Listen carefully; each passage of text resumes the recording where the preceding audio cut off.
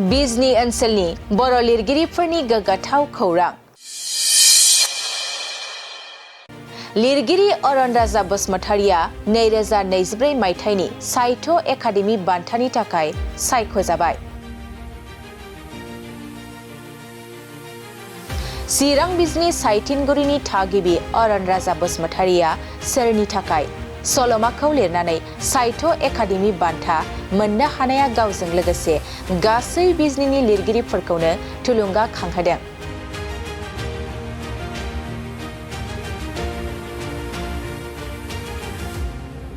बिथाङा फोरमायनाय बादिब्ला सोरनि थाखाय सोरजि बिजाबा बिथांनि 13 सोरजि बिजाब आरो बे बिजाबखौ 2018 मायथाइयाव लिरदोंमोन। मख'नो गोनांदि साहित्य एकाडेमि बान्था मोनगिरि बिथां अरन राजा बसुमतारिया आथिखालाव बिजनी इउएन एकाडेमि फरायसालिनि सामलाय आफादनि नेहाथारि हाबा मावगासिनो दं। आङो थुनलाइनि फोथाराव गिबि आगान होजेननाय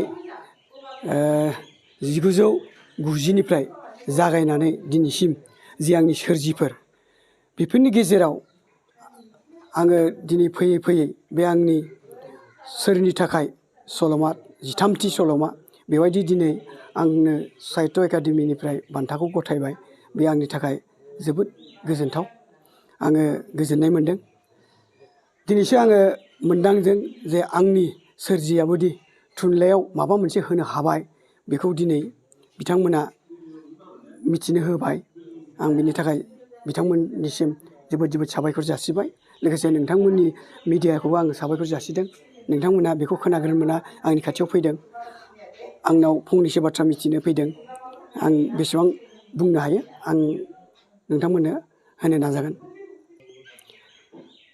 हरै मारुवा आंनि गिबि सोरजि। बे सोरजिजों आङो बुंनो थाङोब्ला बर'आव हारियाव बा थुनलाइनि जगतआव जायगायाव आङो सिनायथि मोनदों। बेनो आंनि जागायजेननाय, बेनो आंनि थुलुंगा। बे हरै मारुवाखौ जुदि दिनै फरायगिरिफोरा अनसायामोनब्ला आं दिनै बिसिम आवगायबोनो हानाय नङामोन आरो आंनि सोरजियाबो बिसिम सौफैनाय नङामोन जानो हागौ। बेनो आंनि थुलुंगा। जायफोरखौ आङो आंनि बिजाबाव खारिदोंमोन सोदोमस्रि होननानै, बै सोदोमस्रि जायफोर आंनि फरायगिरि बिथांमोना आंनि बे सोरजिखौ नाजावनानै लादों आरो आंनिफ्राय गोदान गोदान मोननो थाखाय बुंफोरथि हरदों बा खावलाय हरदों। आं बे खावलायनायखौ फोलोमनो नाजानानैनो आङो दिनैसिम बे आंनि सोरनि थाखाय सल'मासिम आङो सौफैदों। आं बेखौ बुंनांगोन। बेखौ आङो 2018आव दिहुनदों बे सोरनि थाखाय सल'माया।